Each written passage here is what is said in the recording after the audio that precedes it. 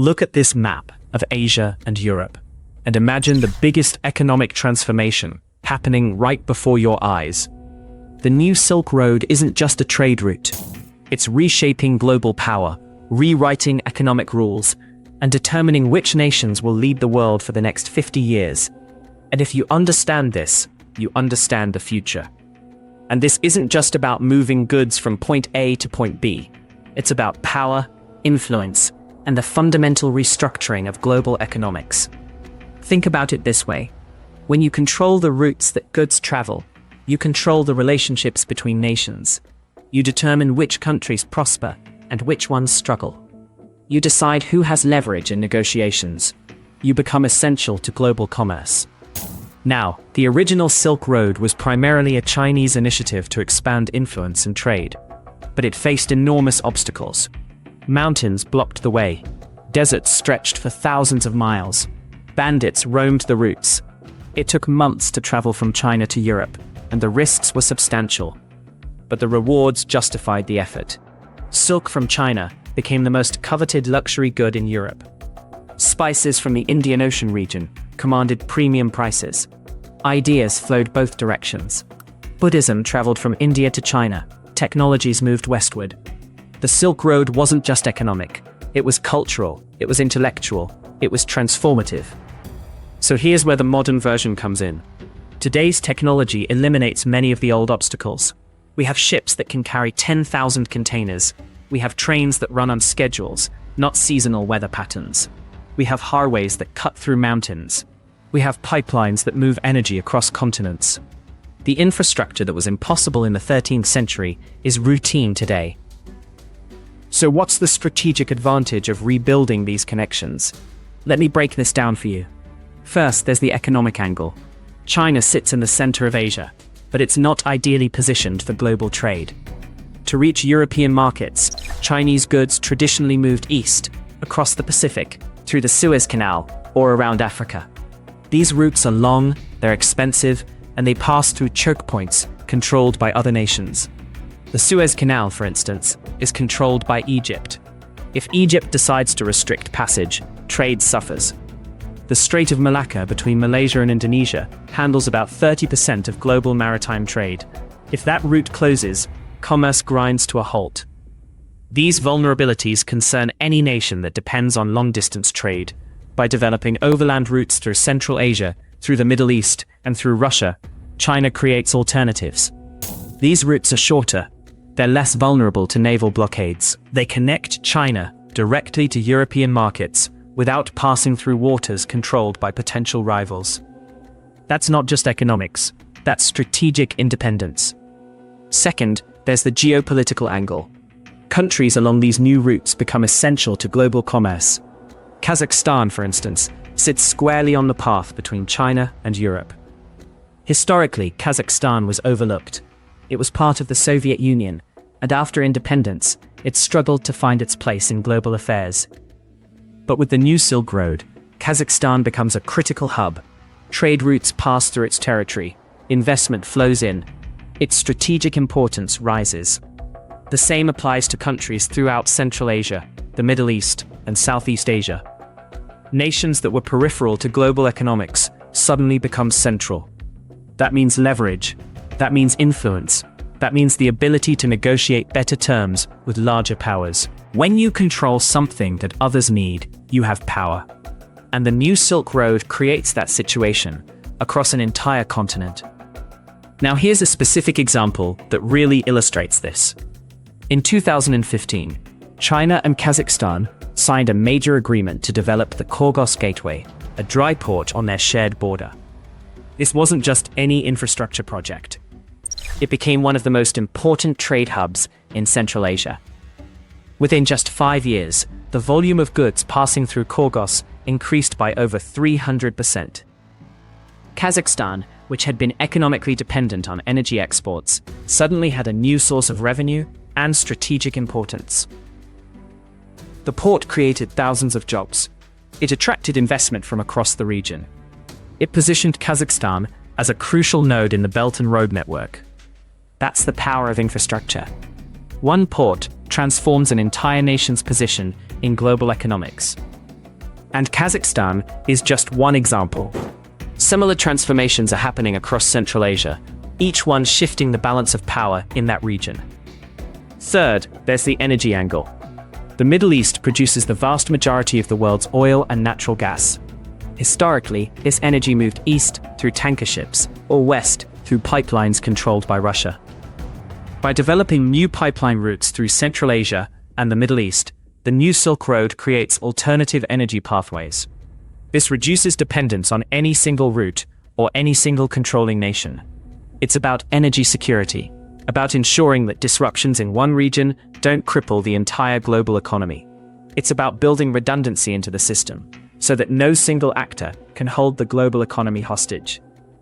That's not just smart economics, that's strategic thinking at the highest level. Now let's zoom out across the entire global system and think about what this means for international relations. For decades, the United States maintained global dominance partly because it controlled the seas. The US Navy was the largest and most capable in the world. American ships protected trade routes, American military bases dotted the globe, American interests shaped international commerce. This gave the United States enormous influence. Every nation that depended on maritime trade ultimately depended on American goodwill. But the new Silk Road changes that equation. By developing overland routes that don't depend on naval power, by creating trade networks that operate independently of maritime chokepoints, the new Silk Road reduces American leverage. It's not that America becomes weak, it's that the system becomes less dependent on American military protection. And in international relations, reduced dependence means reduced influence. Look at the map of the Middle East and Central Asia, and you'll see the strategic genius of this approach. The routes connect China to Europe through multiple pathways. If one route faces disruption, others remain open. If one country tries to block trade, goods flow through alternative routes. This redundancy makes the system resilient.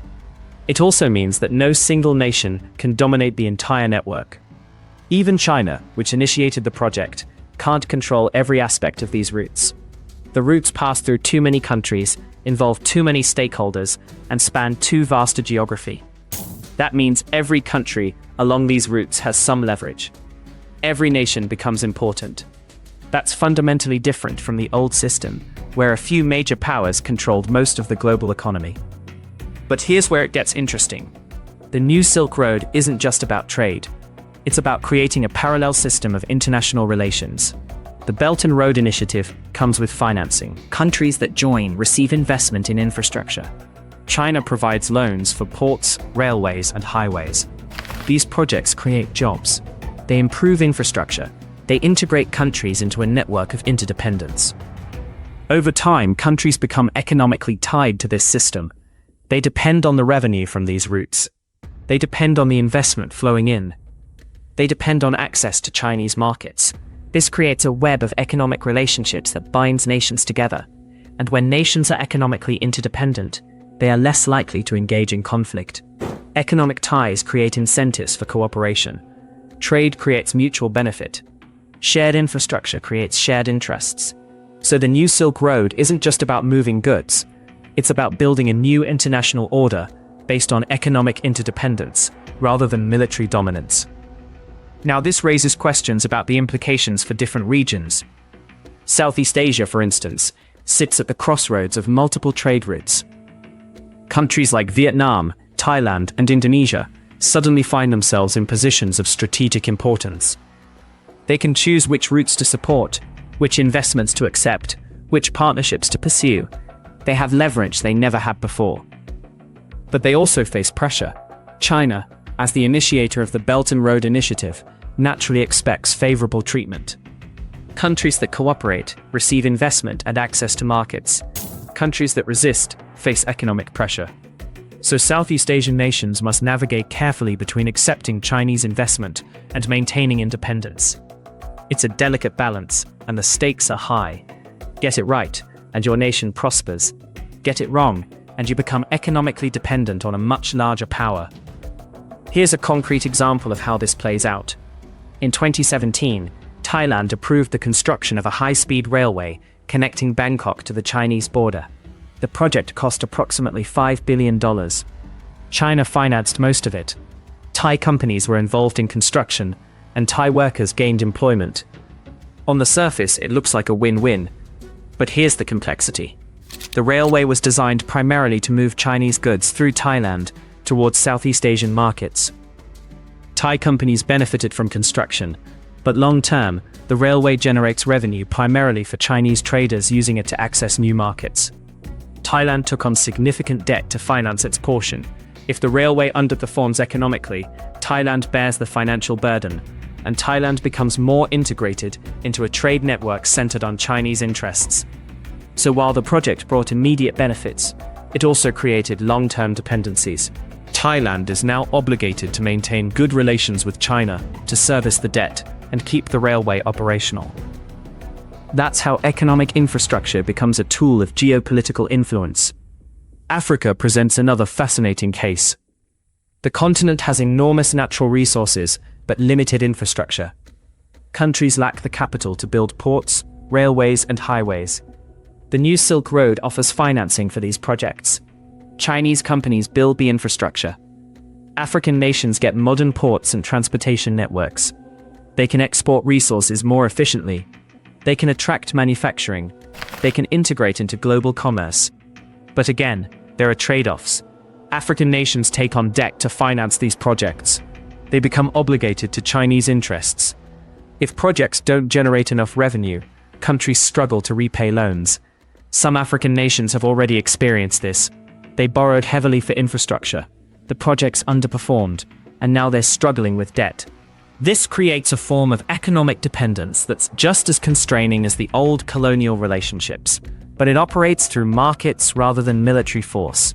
It's softer, quieter, and potentially more durable. Consider the case of Kenya and the standard gauge railway.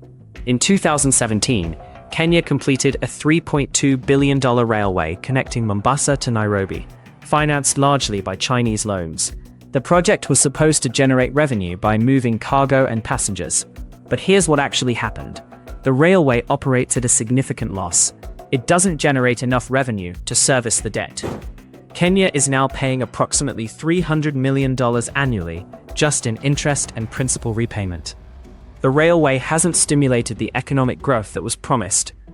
Meanwhile, Kenya's debt to China has grown substantially, and China has gained significant leverage over Kenyan infrastructure and policy. That's the darker side of Belt and Road infrastructure. It looks beneficial in the short term, but creates long-term economic dependence and constrains a nation's ability to pursue independent policies. When you're paying hundreds of millions annually to service debt, you can't afford to anger your creditor. Europe faces yet another set of implications. The new Silk Road connects Europe to Asia through overland routes. This reduces Europe's dependence on maritime trade, controlled by the United States. It opens European markets to Asian goods more directly. It creates new trade partnerships. But it also means competition. European industries face increased competition from Chinese manufacturers. European markets become more accessible to Asian products. Some European industries benefit, those involved in infrastructure and services. Others struggle, those competing directly with Asian manufacturers. So Europe's relationship with the new Silk Road is complex. Some European nations embrace it, seeing opportunities for trade and investment. Others resist, concerned about Chinese influence and market disruption. This divide within Europe itself becomes a source of tension. Middle Eastern countries occupy a crucial position in the new Silk Road network. These nations control energy resources and sit at the geographic intersection of Asia, Europe, and Africa. The Belt and Road Initiative brings investment in ports, pipelines, and transportation infrastructure. This accelerates economic development, but it also increases dependence on Chinese markets and Chinese investment. Middle Eastern nations traditionally balanced relationships between the United States, Europe, and regional powers. Now they must also balance relationships with China. As China's economic power grows and its trade with the Middle East expands, Chinese interests become increasingly important to Middle Eastern nations. This shifts the balance of power in the region. It doesn't necessarily mean conflict, but it does mean that China has greater influence over regional decisions. Here's what you need to understand. The new Silk Road represents a fundamental shift in how global power operates. For the past several centuries, power flowed from military dominance and control of maritime routes.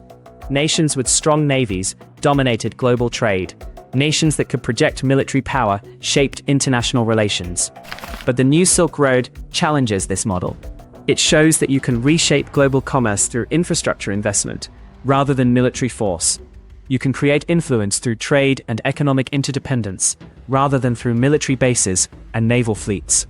This is revolutionary, and it explains why the new Silk Road matters so much. It's not just about moving goods from China to Europe. It's about rewriting the rules of global power. Consider the implications for the future. If the new Silk Road succeeds in creating a truly integrated Eurasian economy, the balance of global power shifts dramatically. China, which sits at the center of this network, becomes increasingly central to global commerce. The United States, which is traditionally dominated through naval power and military alliances, finds its leverage reduced. Europe, which has enjoyed relative autonomy, becomes more integrated into a larger continental system. This doesn't mean the United States becomes weak or Europe becomes subordinate, but it does mean the system becomes multipolar. Power distributes more evenly across multiple centers.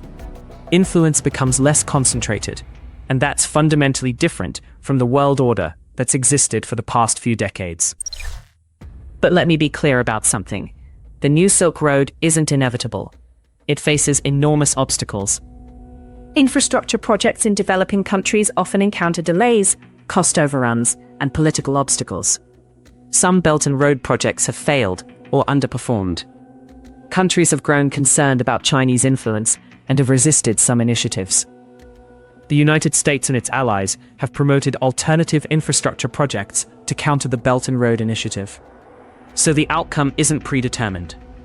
The new Silk Road will succeed in some regions and struggle in others. Some routes will become crucial to global commerce, while others remain secondary. The process of reshaping global trade will be messy, contested, and incomplete. But the direction is clear. Overland routes through Eurasia will become increasingly important. Economic integration across continents will deepen.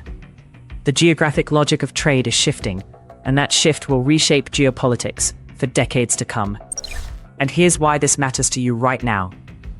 The shifts happening through the Belt and Road Initiative are already affecting global markets, investment opportunities, and geopolitical stability. If you work in logistics, shipping, or international trade, understanding these routes is essential to your career.